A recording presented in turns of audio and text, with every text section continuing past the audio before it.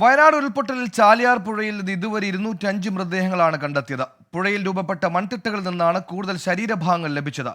ചാലിയാറിൽ നാളെയും തിരച്ചിൽ തുടരും.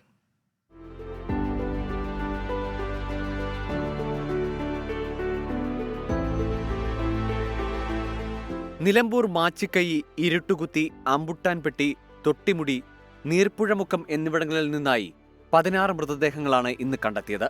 4 ദിവസത്തെ തെരച്ചിലിൽ ചാലിയാറിൽ നിന്ന് കണ്ടെത്തിയത് 73 മൃതദേഹങ്ങളും 132 ശരീരഭാഗങ്ങളും. നിലമ്പൂർ ജില്ലാ ആശുപത്രിയിൽ നിന്ന് 34 മൃതദേഹങ്ങൾ ഇന്ന് പോസ്റ്റ്മോർട്ടം പൂർത്തിയാക്കി വയനാട്ടിലേക്ക് കൊണ്ടുപോയി.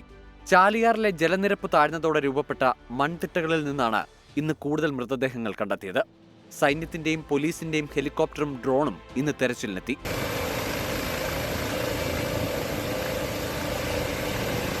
ചാലിയാർ പുഴയിൽ നാളെയും തെരച്ചിൽ തുടരും.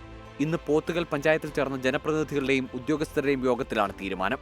24 മലപ്പുറം.